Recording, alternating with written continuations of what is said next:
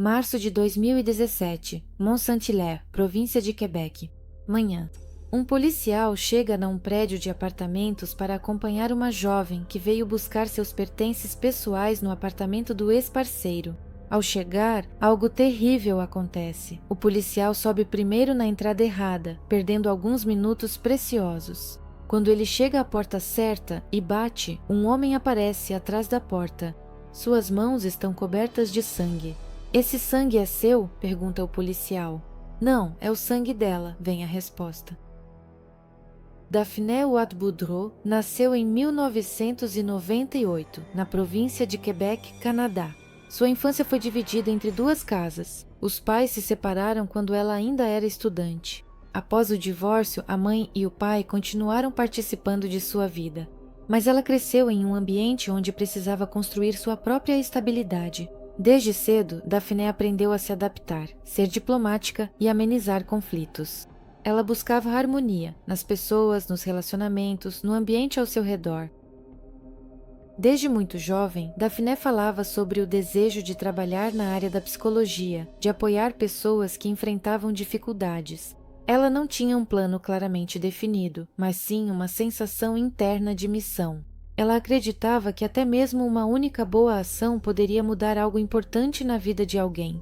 Às vezes, seus sonhos pareciam ingênuos, quase infantis, mas por trás deles havia uma convicção que raramente se encontra em adolescentes. Aos 18 anos, Daphné terminou o ensino médio e se preparava para a próxima etapa, a escolha da profissão e a vida independente. Ela já trabalhava em uma pequena loja para sentir independência. Anthony Pratt Lobbes nasceu em Quebec, mas praticamente desde o início da vida acabou no sistema de acolhimento. Já com 1 ano e meio, ele havia passado por 3 famílias adotivas. Aos 1 ano e meio, ele foi retirado da família biológica devido à negligência grave, falta de cuidados básicos e ausência de condições necessárias para um desenvolvimento normal. Esses traumas precoces deixaram marcas profundas. Mais tarde, especialistas constataram que sua capacidade de formar vínculos emocionais estáveis estava seriamente comprometida. Os serviços sociais tentaram criar um ambiente estável para ele, mas a constante troca de ambiente durante um período crucial para o desenvolvimento psicológico só agravou a situação. O desenvolvimento de Anthony foi acompanhado por atrasos, explosões de agressividade e comportamento imprevisível. Já na idade pré-escolar, ele tinha dificuldade em construir relações com as pessoas ao seu redor. Não confiava, não se sentia seguro perto de adultos e percebia qualquer proximidade como uma ameaça. Ele reagia de forma dolorosa à rejeição, não suportava a incerteza e via qualquer restrição como uma humilhação. Além disso, ele não possuía habilidades que o ajudassem a lidar com a tensão interna. Nessas situações, ele ou se tornava agressivo ou se fechava em si mesmo. Na adolescência, ele passou a chamar cada vez mais a atenção dos especialistas. Os professores reclamavam de seu comportamento e os educadores apontavam dificuldades de comunicação. Mas por trás da agressividade aparente, escondia-se um medo profundo de ser rejeitado. Esse medo determinava suas ações, transformando qualquer relação próxima em algo instável e tenso. Ele não via a separação como uma parte natural da vida. Para ele, isso era uma verdadeira catástrofe. Ao crescer, Anton aprendeu a esconder a tensão interna, mas nunca aprendeu a lidar com ela. Por fora, ele parecia contido, mas por dentro continuava sendo aquela mesma criança assustada que não entendia por que um dia foi entregue e o que precisava fazer para não ser abandonado novamente. Essa imaturidade emocional, contrastando com uma aparência adulta, tornava seu comportamento difícil de prever. A perda de controle sobre a situação era percebida por ele como uma tragédia pessoal, a qual reagia de forma brusca e sem qualquer freio. Ao atingir a maioridade, ele já tinha problemas com a lei, episódios de comportamento instável, desrespeito às regras e aversão a autoridades. A polícia o conhecia como uma pessoa propensa a reações inadequadas em situações de estresse. Em seu dossiê constava informação sobre seu potencial perigo e recomendações para que se tomasse cuidado ao interagir com ele. Mas esse status não resultou em supervisão ou apoio sistemático. Em fevereiro de 2015, Daphne conheceu Anthony. Ela tinha 16 anos, ele 20. O encontro deles foi por acaso, mas muito rapidamente a comunicação evoluiu para um romance. Naquela época, Daphne estava terminando a escola, ainda não tinha decidido sobre o futuro, mas já queria se sentir adulta e independente. Ela via o relacionamento com Anthony como um passo em direção à vida adulta. Embora desde o início fosse evidente a diferença entre eles, de idade, de experiência de vida e de nível de maturidade. Anthony logo se mostrou atencioso e persistente. Ele frequentemente mandava mensagens para a garota, ligava, se oferecia para encontrá-la ou acompanhá-la. No começo, ele parecia sincero e cuidadoso. Para Daphne, que confiava facilmente nas pessoas e tentava ver o melhor nelas, essa atenção parecia um sinal de verdadeira simpatia. De fora, o relacionamento deles parecia bastante comum, por isso quase ninguém percebeu os sinais de alerta no início. Os pais de Daphne sempre foram cautelosos com Anthony desde o começo. Eles se preocupavam com a diferença de idade. O ritmo acelerado do relacionamento e o fato de o rapaz evitar contato com eles também os deixavam desconfiados. Ele quase nunca ia à casa deles, e quando ia, comportava-se de forma reservada e tensa. No entanto, os pais não proibiram diretamente esse relacionamento. Daphne já não era mais uma criança, e eles tentavam não interferir, confiando em seu bom senso. Ela garantia que estava tudo bem e não contava detalhes do que acontecia. Nos primeiros meses, tudo parecia tranquilo. Eles passavam muito tempo juntos. Passeavam, conversavam, faziam planos. Anthony queria que depois que Daphne completasse 18 anos, eles alugassem um lugar e começassem a morar juntos. Ele a assegurava de que eles dariam conta, que era hora de crescer e se tornarem independentes. Daphne tinha dúvidas, mas aos poucos foi concordando. Ela gostava do fato de que um rapaz mais velho a levava a sério, como igual. Ela sabia que Anthony não tinha um emprego fixo e vivia de auxílio, mas na época isso não lhe parecia importante. Ele dizia que tinha problemas de saúde e que tudo aquilo era temporário, e ela não insistia em saber detalhes. Daphne achava que o mais importante em um relacionamento era o apoio e a aceitação, e ela se esforçava para ser compreensiva. O fato de quase todas as despesas recaírem sobre ela não a incomodava. Nesse período, Anthony demonstrava traços possessivos, mas não de forma agressiva. Ele demonstrava ciúmes dos colegas de escola e, conhecidos dela, podia reagir de forma brusca a conversas nas redes sociais e fazia muitas perguntas sobre o passado dela. Às vezes, ele dizia que ela não deveria se comunicar com quem não respeitava o relacionamento deles. Até então, isso parecia apenas o ciúme típico de pessoas apaixonadas e não ultrapassava limites evidentes. O período do inverno e da primavera de 2015 foi talvez o mais tranquilo de toda a história deles. Nem Daphne, nem seus entes queridos ainda percebiam o quão instável e perigosa poderia ser a pessoa ao seu lado. De fora, esse relacionamento parecia uma típica história juvenil, cheia de emoções, planos e esperanças.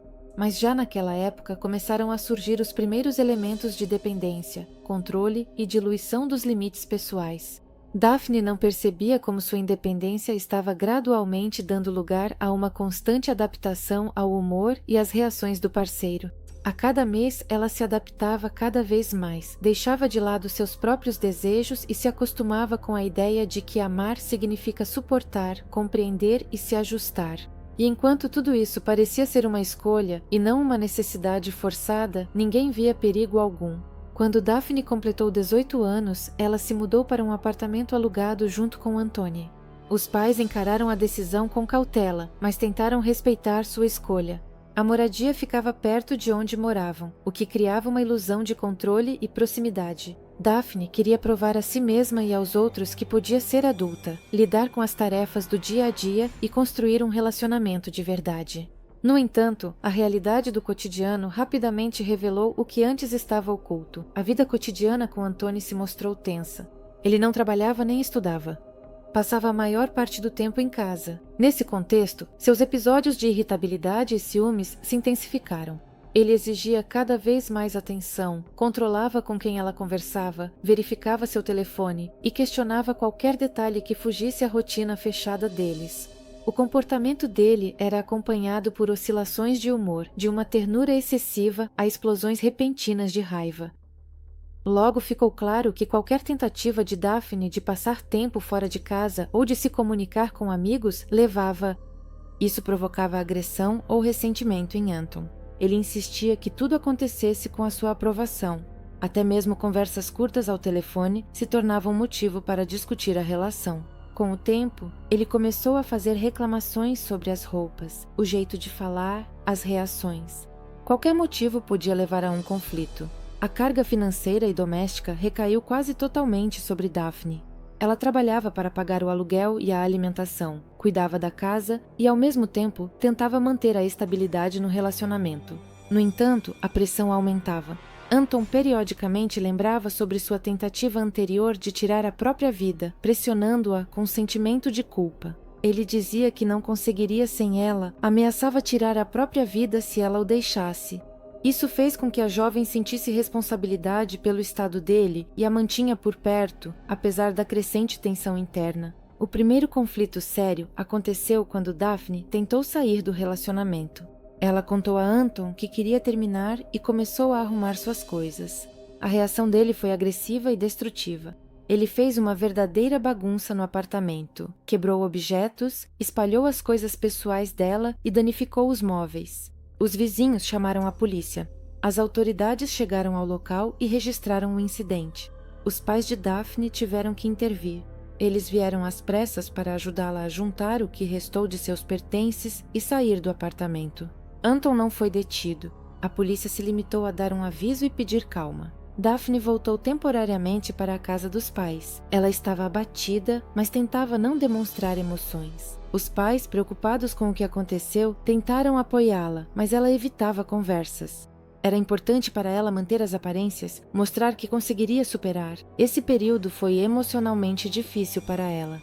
Por fora, era um retorno para casa. Por dentro, uma confusão ao perceber que o relacionamento no qual ela investiu tudo acabou sendo destrutivo. Antony, apesar do ocorrido, não parou de tentar restabelecer contato. Ele escrevia, ligava, deixava mensagens, pedia desculpas, culpava as circunstâncias, prometia mudar. Ele alegou que suas ações foram motivadas pelo desespero, não pela raiva. Depois de algum tempo, ele começou a brincar com a minha pena. Ele disse que não conseguia comer nem dormir, que pensava na morte. Ele insistiu que ela o havia abandonado em um momento difícil, que ele não precisava de ninguém além dela. Daphne hesitou. Apesar do medo e da decepção, ela não conseguia romper o contato de vez. Ela era influenciada por uma combinação de fatores: pena, culpa, medo pela vida dele. Ela era jovem demais para distinguir o amor verdadeiro da dependência, o apego do sentimento de obrigação. Os pais tentaram dissuadi-la de voltar, mas não insistiram de forma rígida. Eles não podiam proibi-la fisicamente de manter contato, e a persuasão não funcionava. Após o rompimento, causado por um incidente destrutivo no apartamento, Daphne tentou se distanciar de Antony. Ela morava com os pais e voltou à sua vida habitual. Mas as tentativas do rapaz de restabelecer o contato não cessaram. Ele continuava escrevendo e ligando.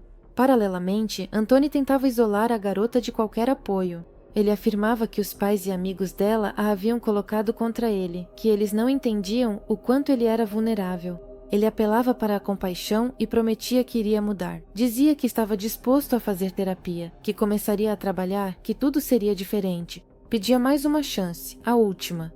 Para Daphne, que estava acostumada a ver o melhor nas pessoas, isso soava convincente.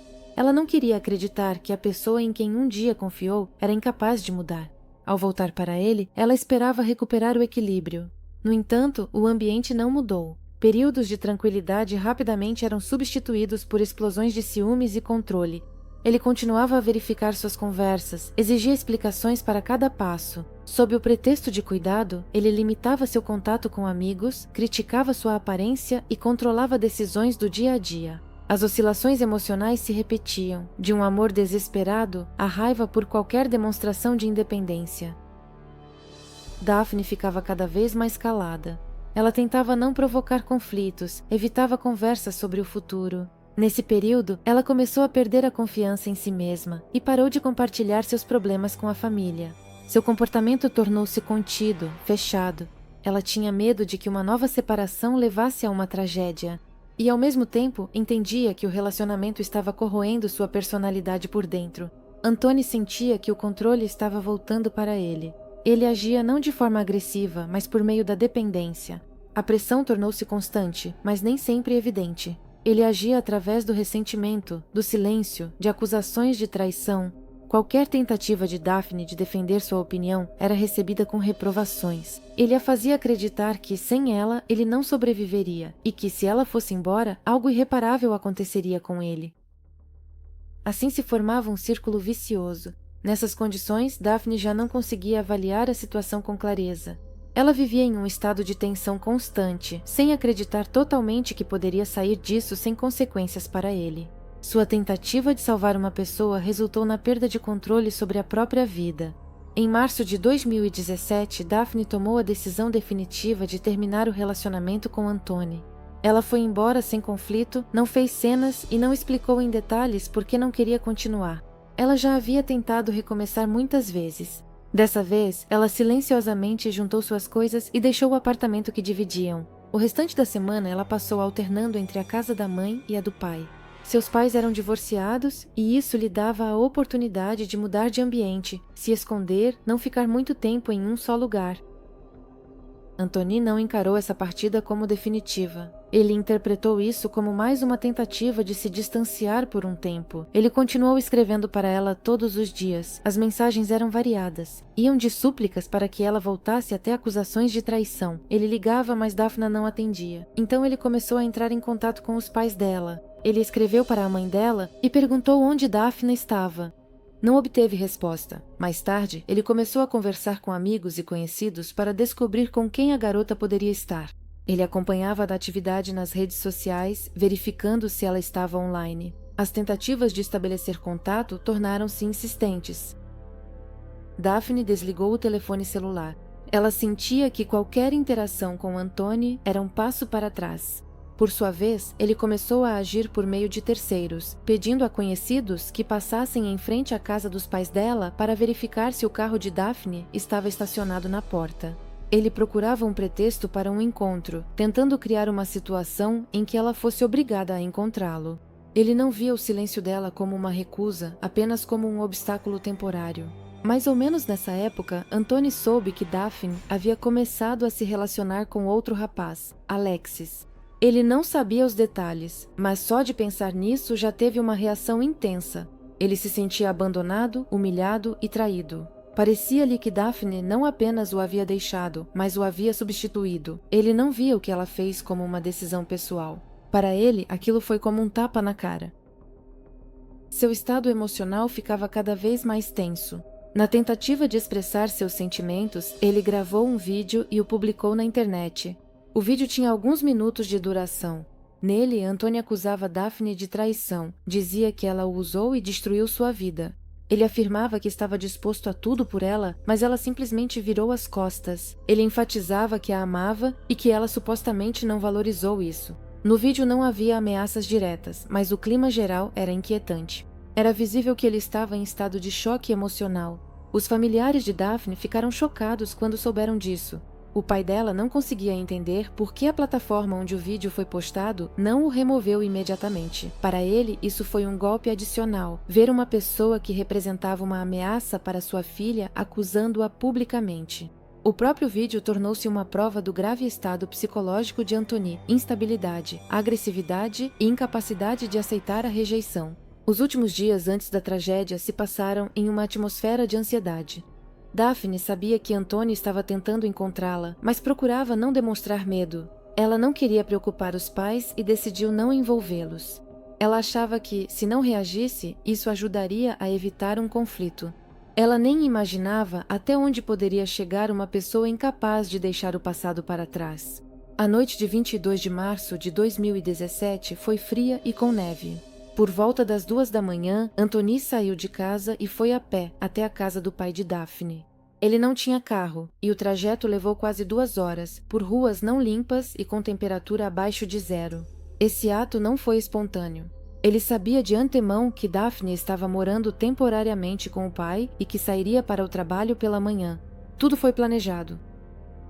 Por volta das 3h45, ele chegou a casa. Sem dar sinais de sua presença, ele se escondeu no carro, estacionado no pátio. Não era seu carro pessoal. O carro pertencia à mãe de Daphne, que o emprestou à filha enquanto seu próprio carro estava sendo consertado. Anthony sabia que pela manhã ela entraria naquele mesmo carro e iria para seu turno no pequeno supermercado onde trabalhava meio período. Seu objetivo era esperar Daphne sair de casa e conseguir conversar com ela. Por volta das 4:30 da manhã, Daphne saiu de casa silenciosamente, como de costume. Ela se aproximou do carro e viu que Anthony estava dentro. Ele estava sentado no banco de trás e não pretendia sair. Ele insistia em conversar, repetindo que eles precisavam discutir tudo. Daphne não esperava vê-lo e, a princípio, tentou calmamente pedir que ele saísse. Ele recusou. Não havia tempo para discussões, ela estava atrasada para o trabalho. No fim, ela sentou-se ao volante e o levou consigo. Em silêncio, sem conflito, ele não a ameaçou e se comportou de forma contida. Mas sua presença por si só já era um ato de pressão. Ao chegar ao local de trabalho, Daphne saiu do carro e entrou na loja. Anthony foi atrás dela. Os funcionários notaram o comportamento dele. Ele estava tenso, observava cada movimento dela e se recusava a ir embora. A situação parecia preocupante. Os colegas de Daphne decidiram chamar a polícia. Quando os policiais chegaram, registraram o fato do comportamento obsessivo. Eles conseguiram levar Anthony para o lado e conversar com ele. Ele não demonstrava agressividade, mas estava emocionalmente instável. Daphne recusou-se a apresentar uma queixa. Ela explicou que não tem medo de Anthony, que ele não a ameaçou fisicamente nem usou violência. Ela insistiu que tudo estava sob controle e pediu para deixarem a situação sem intervenção oficial. A polícia limitou-se a dar um aviso verbal. Anthony chamou um táxi e deixou o local da loja. O incidente não teve desdobramentos. Formalmente, ele não infringiu a lei. Após o ocorrido, Daphne parecia cansada e tentava não demonstrar emoções. Ela continuou trabalhando, não recusou responsabilidades e não compartilhou o que aconteceu nem com colegas, nem com a família. Internamente, ela esperava que tudo terminasse ali. Para ela, aquilo era apenas mais um surto do ex-parceiro, que ela superaria e deixaria para trás. Ela não considerava a situação perigosa. Ela não sentia ameaça, apenas cansaço e o desejo de esquecer. Naquele momento, ninguém ao redor poderia prever que aquilo não era apenas uma violação de limites pessoais. Aquilo era um elo na cadeia de ações que Anthony via como preparação. Ele não recuou, não se conformou, ele esperava o próximo momento oportuno. Já Daphne escolheu a tática do silêncio e da indiferença. Ela achava que não respondendo e não provocando conseguiria evitar mais problemas. Ela não sabia que Anthony já havia tomado uma decisão. No dia seguinte, Daphne decidiu ir ao apartamento de Anthony para pegar suas coisas. O principal motivo era a preocupação com os animais de estimação que ficaram com ele após a separação definitiva. Ela tinha receios de que ele pudesse causar-lhes algum mal por vingança ou desespero. Ela se preocupava especialmente com 2 de seus animais de estimação, o gato e os lagartos. Ela não escondia sua ansiedade dos mais próximos, admitia abertamente. Tinha medo de que ele pudesse, por exemplo, jogar os animais na rua. Antes da viagem, Daphne foi até a delegacia de polícia. Ela informou sobre a visita planejada ao ex-parceiro e ressaltou que não se sentia segura. No momento do contato, Anthony já era conhecido pela polícia. O policial com quem Daphne conversou na delegacia aconselhou-a a não voltar ao apartamento sem acompanhamento. Uma das funcionárias da polícia seguiu Daphne em outro carro, mantendo distância para não chamar atenção, mas pronta para intervir se necessário. Por volta do meio-dia, Daphne chegou à casa. A policial chegou com apenas um pequeno atraso. Daphne entrou no prédio e subiu até o apartamento desejado. Enquanto isso, a policial entrou por engano no prédio errado. Somente depois de alguns minutos, após verificar o endereço, ela encontrou a entrada correta e subiu para o andar certo. Esses poucos minutos se tornaram fatais. Quando ela se aproximou da porta do apartamento, tudo estava silencioso. Ela bateu. No início, ninguém respondeu. Então, uma sombra brilhou atrás do vidro e uma voz masculina disse: "Prendam-me." Anthony abriu a porta. Suas mãos estavam cobertas de sangue. Ele as levantou calmamente e disse que não era o seu sangue. Ele não resistiu e obedeceu a todas as ordens. A policial imediatamente chamou reforço e uma ambulância, depois entrou no apartamento. Lá dentro estava silencioso. Perto da escada, ela viu um corpo. Daphne estava deitada no chão. A ajuda médica já não era mais necessária. Era óbvio que ela estava morta. Mais tarde, especialistas determinaram que Daphne havia sido esfaqueada 15 vezes, principalmente na região do peito e do pescoço. Além disso, sua garganta foi cortada. Um dos golpes foi fatal. Outros indicaram que o agressor estava em um estado de forte excitação emocional. Tudo o que aconteceu indicava um surto de afeto e uma fúria incontrolável. A demora, o erro com a entrada do prédio, todos esses detalhes se encaixaram em uma cadeia trágica. Formalmente, a polícia agiu de acordo com as instruções. Mas essa história mostrou claramente, quando se trata de uma pessoa potencialmente perigosa, até mesmo um pequeno atraso pode custar uma vida. O local do crime não deixava dúvidas quanto à natureza do ocorrido. Havia sangue em várias partes do cômodo. Na perna da mesa foram encontrados vestígios de mãos e, perto da porta, marcas de sapatos. O criminoso não tentou esconder os rastros ou simular um assalto. Tudo indicava que o ataque foi direcionado pessoal, cometido sob forte tensão emocional. Anthony foi imediatamente levado para a delegacia. Lá, ele confessou sua culpa. Ele não negou o fato do assassinato e não tentou se justificar. Afirmou que ultrapassou o limite e que tudo aconteceu rapidamente. Ele não deu explicações detalhadas e não demonstrou arrependimento. Seu estado foi registrado como estável, sem lesões visíveis no corpo. Ele recusou atendimento médico. Enquanto os primeiros interrogatórios aconteciam, a informação sobre o ocorrido chegou à família de Daphne. O primeiro a saber do que aconteceu foi o pai dela. Ele não entendeu de imediato do que se tratava. A ligação da polícia foi breve, sem detalhes. Ele foi informado de que havia ocorrido um incidente e lhe sugeriram que fosse imediatamente ao local. Já na delegacia, ele ouviu a confirmação. Sua filha estava morta. A reação dos pais foi previsivelmente dolorosa. A mãe de Daphne ficou em estado de choque. O pai não conseguia acreditar no que estava acontecendo. Até o último momento, eles esperavam que a situação com Anthony terminasse sem tragédia. Eles sabiam da instabilidade dele, se preocupavam e pediam à filha que tivesse cuidado. Mas nenhum deles esperava que a situação chegasse ao ponto de um assassinato. Foram informados de que o corpo foi encontrado na presença de um policial, que o socorro foi chamado, mas já era tarde demais.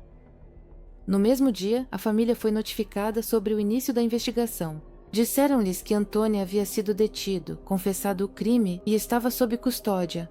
Os familiares foram orientados a não irem ao local enquanto os investigadores trabalhavam. O pai recusou. Ele insistiu em ver a filha. Mais tarde, essa lembrança se tornaria uma das mais dolorosas para ele. Após a prisão de Anthony, a investigação não demorou muito. Ele admitiu totalmente a culpa pelo assassinato de Daphne e em 2018 ocorreu o julgamento. Ele foi condenado à prisão perpétua, sem direito à liberdade condicional durante os primeiros 18 anos. No entanto, o caso gerou grande repercussão pública, não apenas pela crueldade do crime, mas também pela qualificação da acusação. A promotoria e a defesa fizeram um acordo. A acusação foi reclassificada para homicídio em segundo grau, ou seja, sem indícios de premeditação. Do ponto de vista jurídico, isso significava que as ações de Anthony não eram consideradas intencionais. Mas para a família de Daphne, especialmente para seu pai, essa decisão causou indignação. Ele acreditava que o crime havia sido premeditado. Além disso, o crime ocorreu poucos minutos depois de Daphne entrar em seu apartamento, não em razão de uma briga, mas como consequência de uma preparação. Todos esses fatos, na opinião do pai, indicavam sinais de homicídio em primeiro grau. Após o funeral, a família procurou o serviço de compensação às vítimas de crimes para obter ajuda devido à perda e às consequências pós-traumáticas. O pai de Daphne estava em um estado psicológico grave e a mãe não conseguia voltar ao trabalho. No entanto, a compensação foi negada a eles. Formalmente, os pais não eram considerados vítimas diretas do crime, não sofreram violência e, portanto, não tinham direito ao benefício. A decisão causou choque. Pessoas que perderam a filha em um assassinato especialmente cruel foram reconhecidas como vítimas indiretas, não elegíveis para apoio. A família entrou com um recurso. O processo levou tempo, mas no final, o serviço revisou sua decisão. Os pais conseguiram uma compensação, ainda que parcial. Os pagamentos foram destinados, em primeiro lugar, a cobrir despesas com apoio psicológico e dias de trabalho perdidos. Esses pagamentos não foram significativos, mas tinham um valor moral. Eles confirmavam que o sistema, afinal, reconheceu a gravidade de sua perda. Ao mesmo tempo, a questão da responsabilidade da polícia era levantada na mídia e nos debates públicos, em particular sobre as ações de 2 policiais que, no dia do assassinato, estavam ligados ao caso de Daphne. Uma delas acompanhou Daphne até o apartamento, mas cometeu um atraso crítico, confundindo a entrada e chegando alguns minutos atrasada. Outro policial, no dia do crime, recebeu a denúncia e não convenceu a jovem a aceitar o acompanhamento completo. Mais tarde, ambos os funcionários passaram por audiências na esfera da ética profissional. No entanto, não houve sanções disciplinares. Oficialmente, suas ações não foram consideradas como violação do regulamento. Isso causou uma profunda decepção no pai de Daphne. Ele se manifestou publicamente dizendo que a polícia subestimou a ameaça. Na opinião dele, Anthony era conhecido como uma pessoa perigosa e emocionalmente instável, e a polícia deveria ter levado seu comportamento mais a sério, especialmente após episódios de perseguição, mensagens preocupantes e o incidente no local de trabalho. O pai acreditava que a polícia poderia ter interrompido o desenrolar dos acontecimentos e evitado a tragédia. Anos se passaram, mas a família de Daphne continuou com a sensação de que o sistema falhou. Eles tiveram que não apenas lidar com a perda da filha, mas também lutar pelo reconhecimento de que ela não foi uma vítima por acaso. Nenhum elo do sistema, nem a polícia, nem o Ministério Público, nem os serviços sociais conseguiu intervir a tempo, e depois ninguém assumiu a responsabilidade. A história de Daphne tornou-se em Quebec um dos símbolos de como a tênue linha entre violência psicológica e ameaça direta pode ser ignorada, e de como a lentidão, a formalidade e a falta de determinação podem custar vidas,